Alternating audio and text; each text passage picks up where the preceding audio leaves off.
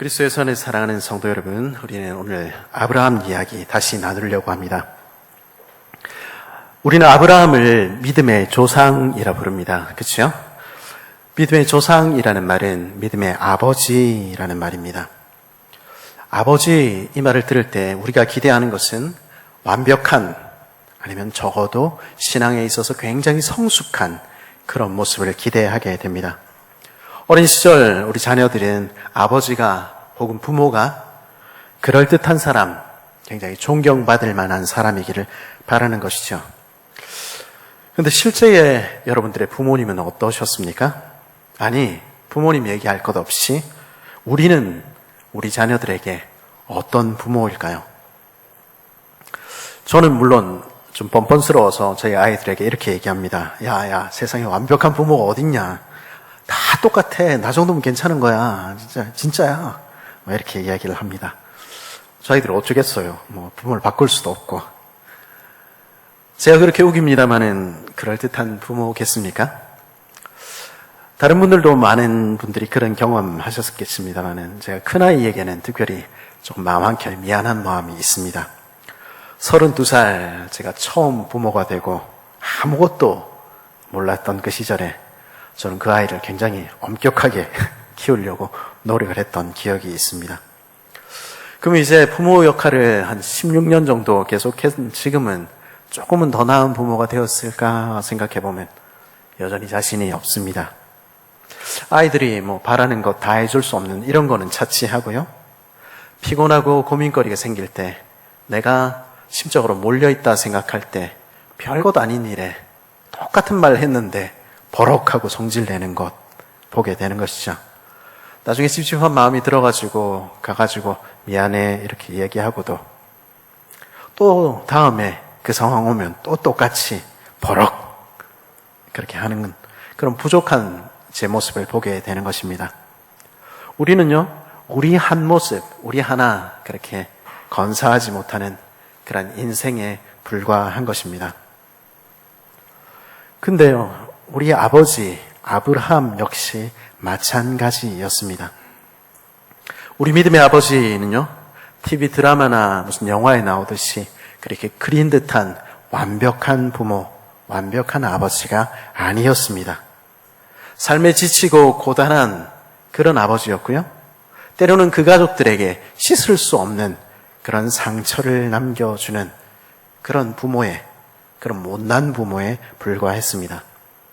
그런데 그런 그를 왜 우리는 믿음의 아버지라고 부르는 것입니까? 믿음의 조상이라 부르는 이유가 무엇일까요? 오늘 우리는 그 부분들을 함께 나누어 보자 하는 것입니다.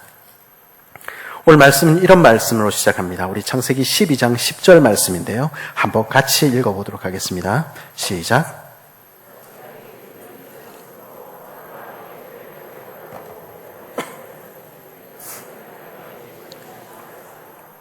아멘. 이 짧은 이야기가 우리에게 들려주는 것이, 보여주는 것이 있습니다. 그것은 아브라함이 살아야 했던 삶이 얼마나 팍팍했을까, 얼마나 고단했을까 하는 것입니다. 우리가 우리 인생의 한 모퉁이에서 우리가 어찌할 수 없는 그런 어려움들 만나듯이 아브라함도 그 인생의 기근을 만난 것입니다. 갑작스런 폭우로 반지하 가구가 침수되어서 피해를 입었습니다. 남들에게는 기사 한 꼭지에 불과한 그 이야기들이 그 당사자에게는 하늘이 무너지는 그러한 아픔이기도 한 것입니다. 마찬가지로 기근이라는 요 짧은 한마디에 정말로 많은 것들이 담겨 있지 않겠습니까? 저희 세대야 그렇게 배고픔을 경험한 세대는 아닙니다만은 우리 가운데도 우리 어르신, 아버님, 어머님들을 배고픔이 무엇인지, 힘든 것이 무엇인지 아시지 않습니까? 기근은요, 고대 사회에서는 죽느냐 사느냐 하는 일이었습니다. 이 기근이 그 가나안에 닥쳤고 모든 사람이 힘들었습니다. 그런데 이것이 모든 사람에게 닥친 그러한 어려움이었다면 아브라함에게 닥친 이 기근이 가져다 준 또 다른 어려움이 있었을 것입니다. 어려운 상황이 닥치자, 힘든 일들이 일어나자 그는 더욱 절실하게 내가 이 땅에서 거류민과 나그네에 불과하구나 하는 것들 깨달아야 했을 것입니다. 안 그래도 환대받지 못하는데 먹을 것 부족해지고 마실 물 부족해지니까 주변에서 바라보는 눈초리가 예사롭지 않은 것입니다. 우리 먹고 우리 마실 것도 부족한데 왜 저 히브리 이방인들까지 여기에 들어와가지고 그렇게 불만 터뜨리지 않았겠습니까? 안 그래도 일자리가 없는데 왜 저런 외국인 노동자들, 난민들까지 받아들여야 돼? 쟤들이 우리 일자리 다 뺏어가잖아. 경제가 어려우면 그런 이야기들 터져 나오는 것입니다. 그게 정말인지 아닌지 사실인지 이런 것은 부차적입니다. 불만을 그리고 원망을 사회적으로 가장 약한 이들에게 쏟아 넣는 것입니다. 국가와 사회의 도움을 받을 수 없는 그런 이들은 종종 방향 없는 보복의 대상이 되기도 하는 것입니다. 그래서 아브라함은 애굽으로 내려갔습니다. 더 이상 견딜 수 없어서 애굽으로 거류하려고 다시 그 땅에서도 나그네 생활하려고 내려간 것입니다. 그래도 애굽에는 언제나 나일강 때문에 물이 있으니까, 그래도 거기에는 목초지가 있으니까 여기보다는 안 낫겠나. 아브라함의 애굽 드림은요, 더 잘 살기 위해서 혹은 그 사회에서 주류가 되어서 떵떵거리고 살기 위해서 간 그런 야심찬 계획이 아니었습니다. 우리 1세대 아메리칸 드림의 이주민들이 그랬듯이 살아남기 위한 불가피한 선택이었습니다.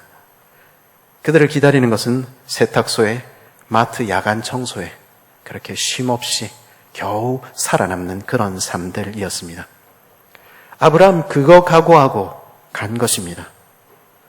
지금도 그렇지만 이민 간다는 거 보통 일 아니지 않습니까? 우리는 아브라함을 유목민이라고 그렇게 간주해서 원래 여기저기 떠돌아다니면서 목축하는 사람 아니었겠나 생각하지만 우리가 이미 살펴보았듯이 아브라함은요, 원래 유목민이 아니었습니다. 그는 갈대아 우르 대도시 출신의 도시에서 산 사람이었습니다. 그런 그가 가나안으로, 그리고 그런 그가 다시 애굽으로 이민을 결심했을 때는 아무도 환영해주지 않는 그런 적대적인 문화권 속으로 들어갈 결심했을 때는 이제 더 이상 살 길이 없을 때, 더 이상 견딜 수 없을 때였을 것입니다. 아브라함은 기근을 만났습니다. 그리고 애굽에 거류하려고 내려갔습니다. 그리고 그렇게 내려가는 그의 어깨는 잔뜩 움츠려 들어 있었고요, 잔뜩 위축되어 있었습니다. 아브라함은요, 생존의 위협을 느끼고 있었습니다. 우리 11절, 12절 말씀 같이 한번 읽어볼까요? 창세기 12장 11절, 12절입니다. 시작.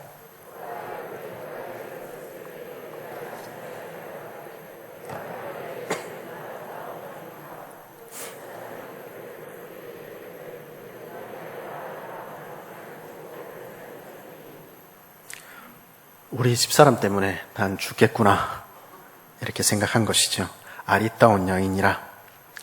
아브라함 시대로부터 후대의 기록이긴 하지만 고대 이집트에서 발견된 토판에 적힌 두 형제 이야기라는 토판이 있습니다. 거기에 보면 아브라함의 걱정이 그냥 기우가 아니었다는 것 알게 됩니다. 이 이야기에서 바로는요, 유부녀인 바타의 부인을 데려와 차지하기 위해서 그 남편 바타를 죽여버립니다. 오늘 본문에서도 바로의 신하들이 사례의 아름다움을 보았을 때 다음 순간 그녀는 바로의 왕궁으로 끌려가 있는 것입니다. 아브라함이 애굽에 이르렀을 때에 애굽 사람들이 그 여인이 심히 아름다움을 보았고 바로의 고관들도 그를 보고 바로 앞에서 칭찬함으로 그 여인을 바로의 궁으로 이끌어 들인지라. 남편은 그냥 아리따웠다 이렇게 생각했는데 딴 사람들이 보니까 심히 아름다웠다 이렇게 되는 것 같습니다. 바로는요, 무엇이든지 할 수 있는 사람이었습니다. 홍수 이전에 우리 하나님의 아들들이라 불리던 왕들이 무슨 일을 했는지 알지 않습니까? 홍수 이후에도 태양신의 아들을 자처했던 바로는요, 하나님의 아들들은요, 사람의 딸의 아름다움을 보고 자기들이 좋아하는 모든 여자로 데려다가 아내를 삼았습니다. 그러니 아브라함의 걱정은 기우가 아니었을지 모르겠습니다. 그게 아브라함이 살던 애굽이었고요. 그리고 그것이 우리가 사는 세상입니다. 그리고 그 버거운 세상, 그 위협적인 세상 앞에서 아브라함은 그 시대를 살아가는 작고 초라한 남편, 작은 히브리 사람에 불과했습니다. 13절에서 그래서 아브라함은 뭐라고 얘기합니까? 같이 한번 읽어볼까요? 13절 시작. 그대는 나의 누이라 하라.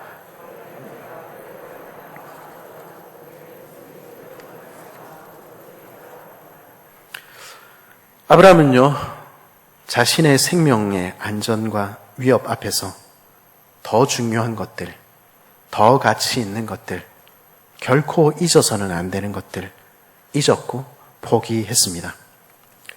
상황에 매몰된 아브라함은 나는 이렇게 작구나 자기 연민에 빠진 그는 가장으로서 남편으로서 마땅한 책무를 버렸습니다. 그래서 아브라함은 자기 아내 사라에게 누이라고 말하라고 요구했습니다. 자기 목숨 구하기 위해서, 내 안전 지키기 위해서 아내를 팔아치운 것입니다. 상황이 압도된 아브라함은 지금 아내에게 그 이야기 꺼내면서 그 이야기 들은 아내 사레가 어떤 느낌을 갖게 될지, 지금 이후에 그 가정이 어떻게 꾸려져 갈지 신경 쓸 여력이 없는 것입니다. 어쩌면 일종의 공황 상태 아니었을까요? 그는 그 위협 앞에서 눈앞의 것만을 생각하는, 그래서 나 이렇게 하면 살겠구나, 그 계책 생각하는 어리석은 인간, 그리고 자기 한 사람밖에 생각할 줄 모르는 그런 이기적인 인간으로 돌아가 버렸습니다. 자기 바닥을 드러내는 것이죠. 그는 결코 잊어서는 안 되는 것들을 잊었고 가장 중요한 것들을 포기하고 있었던 것입니다. 아브라함은요, 그 아내의 사례와 자신이 하나님이 짝지어 주신 한 몸이라는 사실을 잊어버리고 있었습니다. 고대 사회에서도요, 결혼은 신성한 것이었습니다.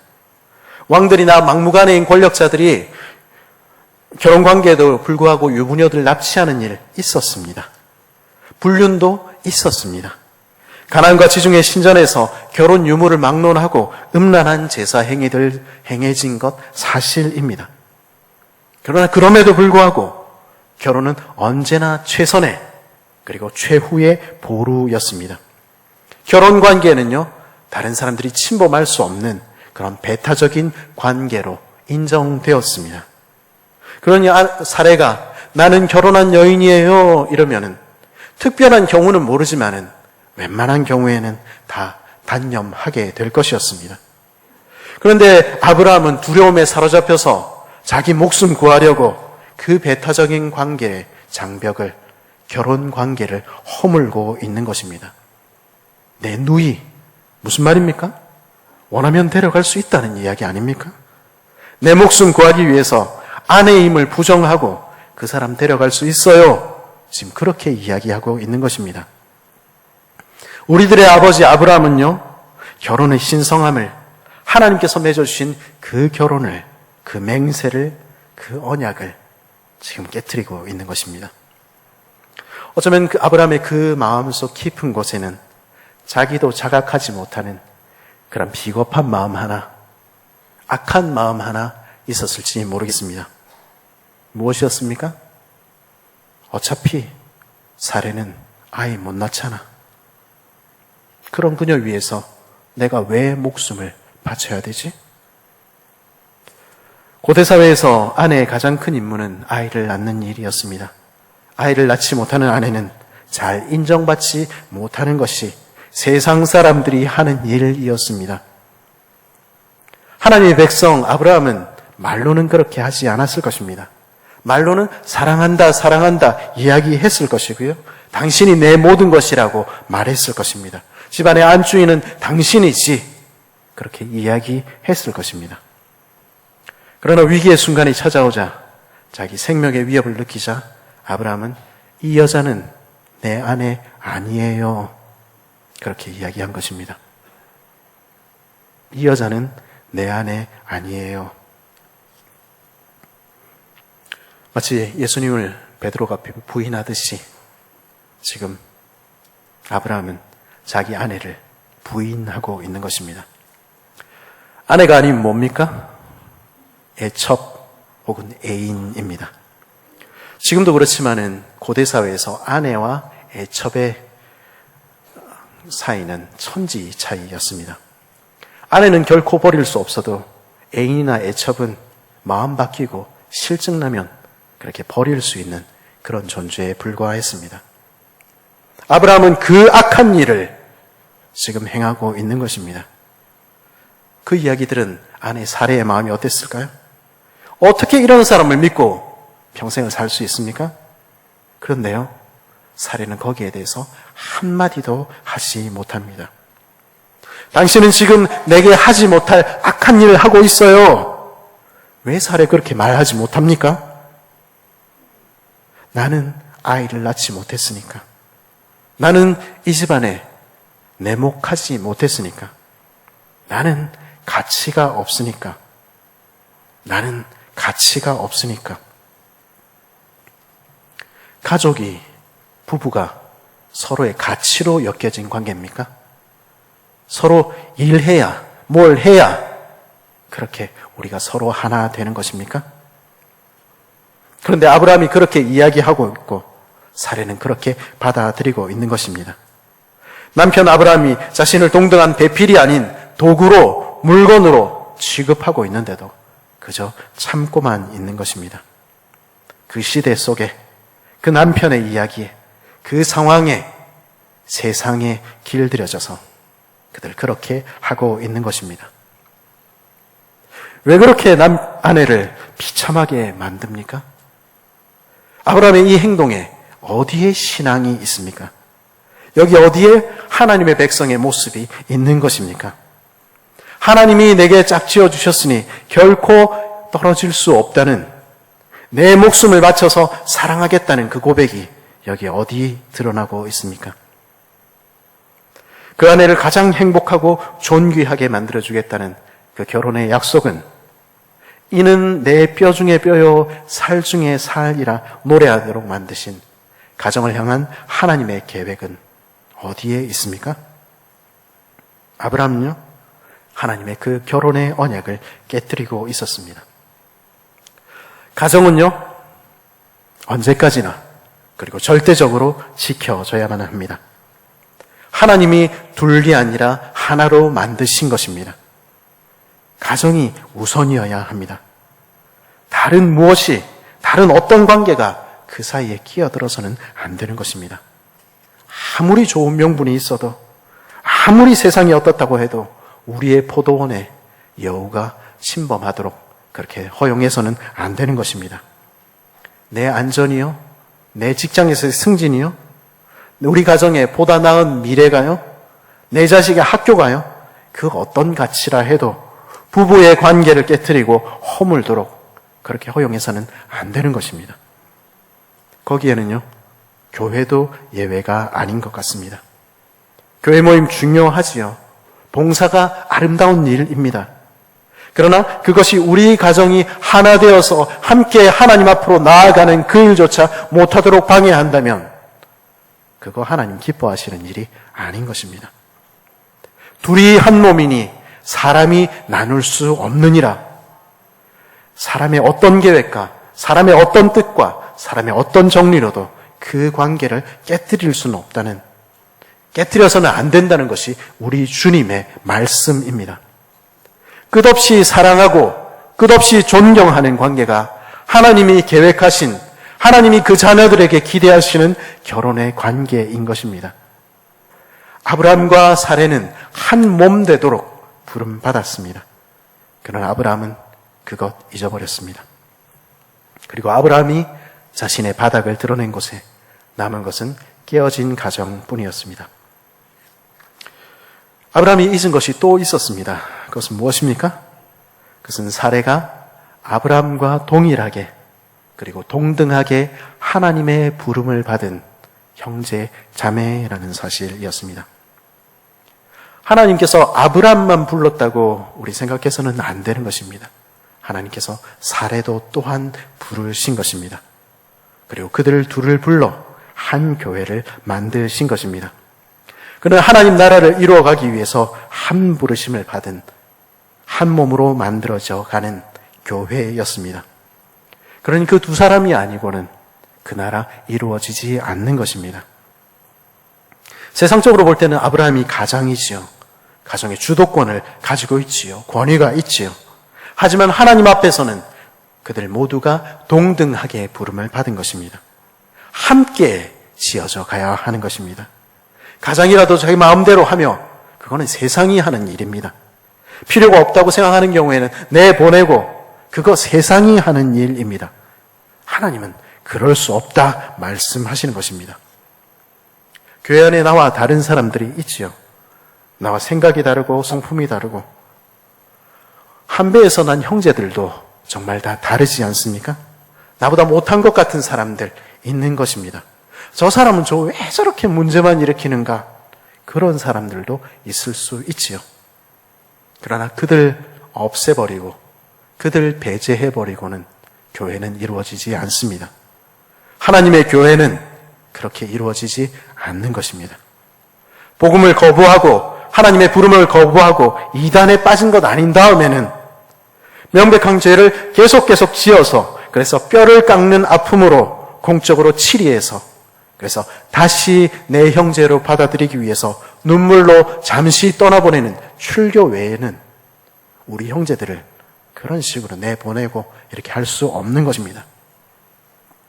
이 자리에 모여있는 우리 모두는 한 몸입니다.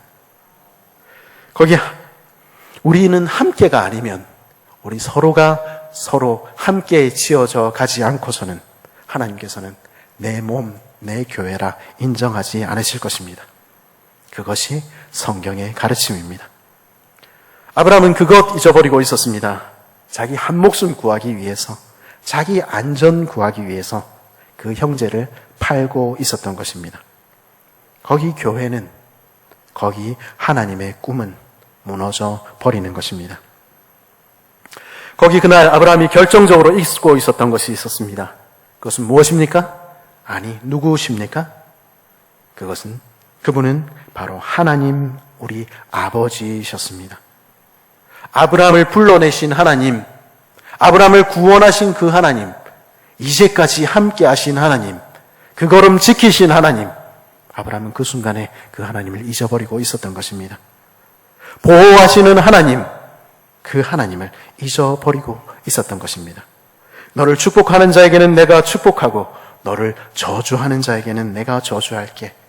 나는 언제나 네 편이야 말씀하시는 그 아버지가 계시다는 것을 그는 잊어버리고 있었던 것입니다. 어느 순간에도 믿고 의지할 분이 내게는 계시다 그 사실을 잊어버리고 있었던 것입니다. 그러니까 아브라함은 그저 초라한 인생에 불과하게 된 것입니다. 하나님 없는 아브라함은 누굽니까? 한 작은 히브리인 불과한 것입니다. 하나님 없는 우리는 누구입니까? 아무것도 아닌 인생에 불과한 것입니다. 그냥 이 땅에 왔다가 사라져가는 그 인생에 불과한 것입니다. 제가 어린 시절 배웠던 찬양은 이렇게 노래합니다. 주는 우리의 기쁨, 우리 생명, 우리의 희망. 주님, 당신 없이는 우린 아무것도 아니리. 주님, 당신 없이는 우린 아무것도 아니리. 하나님 잊어버리고 난 인생은 아무것도 아닌 것입니다. 하나님 잊어버리고 나니까 아브라함은 자기 밑바닥을 드러내는 것입니다. 그런데 더 서글픈 것은요, 여기 자기 아내 살에 팔아치우는 얘기가, 아브라함이 그렇게 아내 팔아치우는 얘기가 한 곳에만 등장하지 않는다는 것입니다. 아직 성숙하지 못해서 아브라함이 실수로 그렇게 한 것이 아닙니다. 처음 예수 믿을 때 아직 몰라서 그렇게 한 건 아니고요. 창세기 20장에서 하나님 믿은 지 수십 년 지난 다음에도 아브라함은 똑같이 그 일을 하고 있더라 하는 것입니다. 75세에 부름받고 몇 해 되던 해에 애국 갔는지는 모르지만 그 이후로도 수십 년 세월이 지났는데도, 수없는 세월이 지났는데도 아브라함은 그렇게 하고 있더라 하는 것입니다. 이제껏 수십 년 신앙생활을 했는데 나는 하나도 잘하지 못했구나. 우리 종종 그렇게 느끼지 않습니까? 아브라함도 똑같이 그렇게 고백하던 인생이었다는 것입니다. 우리와 똑같은 인생, 우리보다 나을 것이 하나도 없는 인생에 불과한 것입니다. 지금 내가 하나님을 믿고 있지 못할 때, 지금 내가 하나님 앞에 붙어 있지 못할 때, 지금 내가 그 손 의지하고 있지 못할 때, 인생은 별 수 없는 것입니다. 누구라도 그런 것입니다. 그래서 사례는 바로의 왕궁으로 팔려갔습니다. 그 대가로 아브라함은 양과 소와 노비와 암수 나귀와 낙타를, 그 부끄러운 재물을 가득 얻었습니다. 그것으로 그 이야기는, 그의 가정의 이야기는, 그의 교회의 이야기는, 하나님 나라의 이야기는 끝이 날 것이었습니다. 만일 하나님께서 거기 개입하시지 않으셨더라면 인생은 별 수 없는 것입니다. 그런 인생에 어디에 소망이 있습니까? 그렇게 보잘것없는 인생에, 그렇게 작고 그리고 그렇게 때로는 악한 우리 인생에 어디에 소망이 있습니까? 우리 가정이 어떻게 회복될 수 있으며 우리 교회가 어떻게 한 몸이 될 수 있습니까? 우리에게는 소망이 없는 것입니다. 우리 아버지 아브라함이 보여주는 것, 그것이고요. 우리에게 우리 모습 역시 동일한 것을 증언하는 것입니다. 우리에게는 소망이 없습니다. 그러면 어디에 소망이 있습니까? 오직 한 분, 우리 아버지께, 전능하신 하나님, 우리 삶을 그 손에 붙들고 계신 그분께 소망이 있는 것입니다. 거기 아브라함의 그 망가진 인생에 하나님께서 개입하셨습니다. 17절은 뭐라고 얘기하죠? 17절 우리 같이 한번 읽어볼까요? 함께 읽겠습니다. 시작. 여호와께서 아브라함의 아내 사레로 인하여 바로와 그의 집에 큰 재앙을 내리신지라. 아멘. 아브라함의 그 삶에, 그 망가진 그 현장에 하나님이 개입하셨습니다. 온 우주를 다스리는 그 하나님께서 그 작은 가정 문제에 개입하셔서 아브라함을 편들어 주시며 그 크신 팔을 펴사 겨우 하시는 일이 사례를 취하려는 바로와 그 집에 큰 재앙 내리신 일이었다 하는 것입니다. 하나님 아브라함과 그의 가정을 구원하기 위하여 그 강대한 나라 애굽을 치셨다 하는 것이 오늘 이야기가 들려주는 메시지입니다.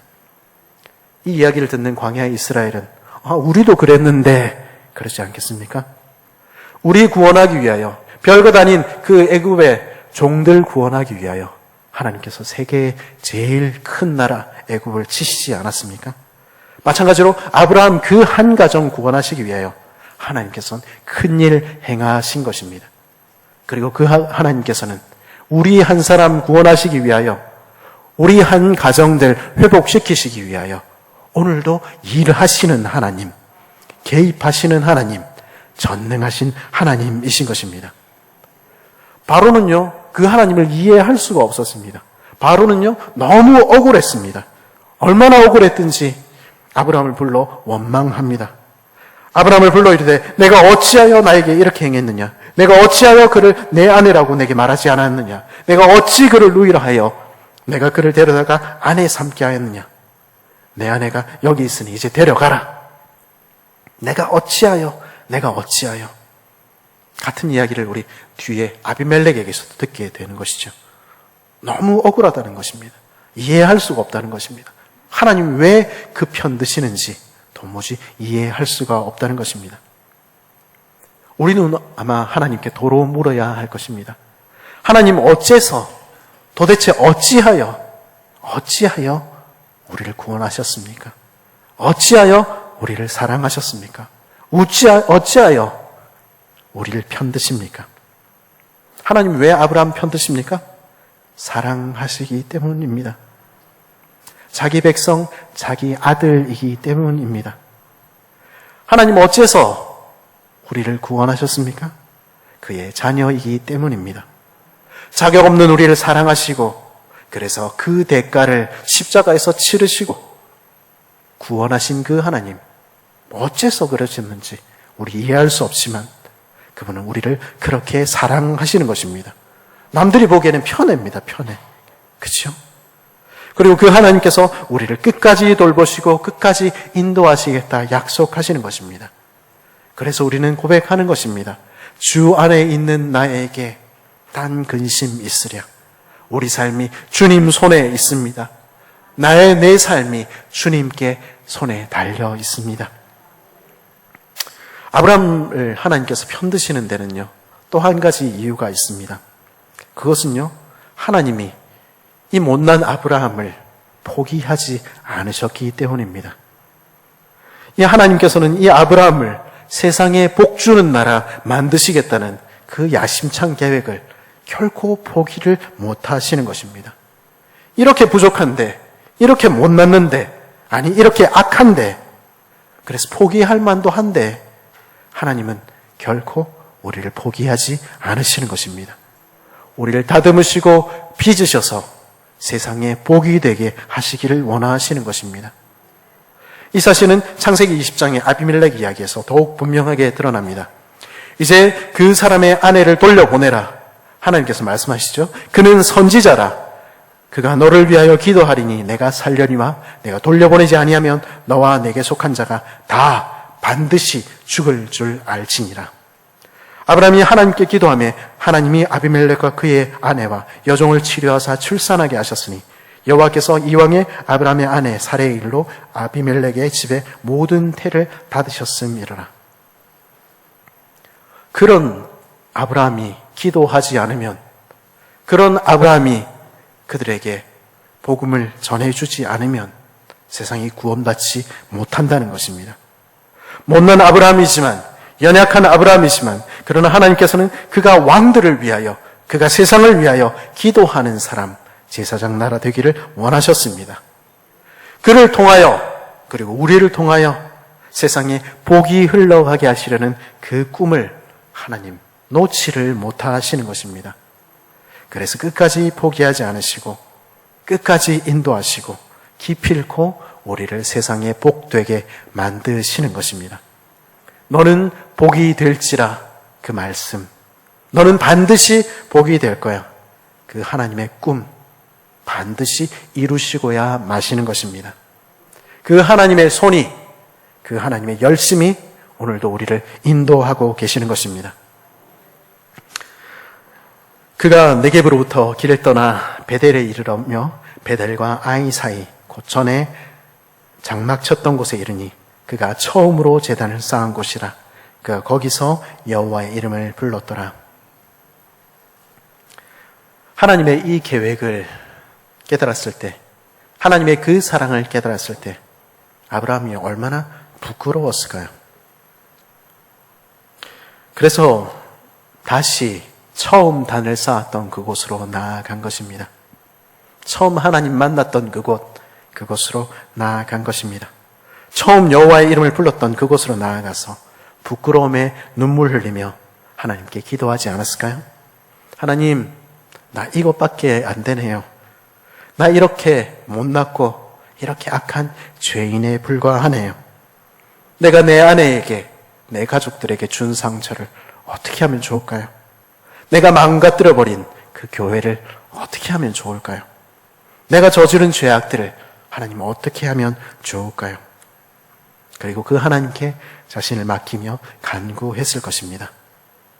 그러나 나를 사랑하시는 하나님, 그러나 나를 자녀라 부르시는 하나님, 그러나 나를 붙드시고 계시는 하나님, 내 삶이 주님 안에 있습니다. 주님, 그 손으로 나를 빚어가 주십시오. 나를 다듬으시고 다듬으셔서 세상에 복되게 해 주십시오. 그 하나님의 손이 아브라함을 붙들고 계셨습니다. 그 하나님의 열심히 아브라함을 빚어 가셨습니다. 그리고 그분의 손 안에서 그 가정은 회복되어 갔고요. 그리고 그 아브라함은 못난 우리들의 믿음의 조상, 주님의 손 의지하지 않으면 잠시도 살 수 없는 우리들의 선구자 된 것입니다. 아브라함은 우리에게 말하는 것입니다. 내 인생도 그랬다. 나도 이렇게 못났다. 그러나 하나님께서 나를 사랑하셨고 구원하셨고 인도하셔서 나 믿음의 조상 되었다. 세상에 복 주는 나라 되었다. 그리고 그 하나님이 너희 삶도 붙들고 있다. 말씀하시는 것입니다. 그리스도 예수 안에 사랑하는 새순 가족 여러분, 우리는 인생에 불과합니다. 아브라함이 초라한 모습 보였듯이 우리들의 아버지가 부끄러움을, 그 비굴함을 보였듯이 우리 역시 별 수 없는 것입니다. 우리들의 안전의 위협을 느끼면 우리는 금세 바닥을 드러냅니다. 우리들의 이익 앞에서는 속절없이 무너지는 것이 우리의 초라한 현실입니다.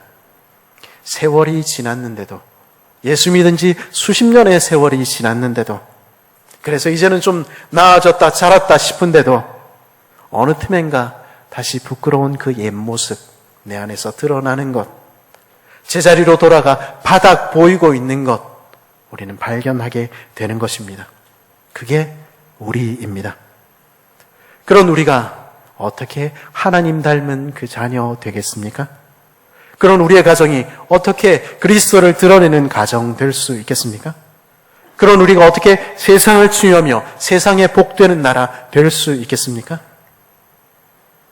하나님이 우리 아버지시라는 것을 우리가 참으로 믿게 될 때, 그 사랑이 언제나 나를 향하고 계시며 언제나 하나님은 내 편이시라는 사실을 정말로 우리가 확신하게 될 때, 그래서 하나님께 꼭 붙어 있을 때 우리는 우리의 한계를 넘어서서 우리의 바닥을 딛고 우리 하나님, 우리 아버지 닮은 우리 하나님 백성 되어가는 것입니다.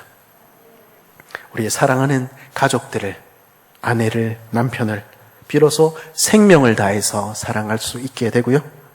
함께 부름받은 형제를 미워하지 않을 수 있고 버리지 않을 수 있게 되는 것입니다. 주 안에 거할 때, 그 사랑 안에 거할 때 우리는 비로소 세상의 복이 되는 것입니다. 이 아침에 그 전능하신 하나님, 우리를 끝까지 사랑하시는 하나님, 우리를 그 손에 쥐고 계신 그 하나님께 우리 자신을 내어 맡기는 우리 되었으면 좋겠습니다. 우리의 초라한 모습, 우리의 죄된 모습, 우리의 감추인 모습들 모두 다 그대로 내려놓고 하나님 앞에 나아가는 아침 되기를 바랍니다. 주님밖에 없습니다. 주님이 나를 바꾸어 주옵소서. 우리 손 붙들어 주시고 우리 붙잡아 주시고 우리를 빚어가 주옵소서. 그렇게 간구하며 주께 나아가는 저와 여러분 되시기를 간절히 바랍니다.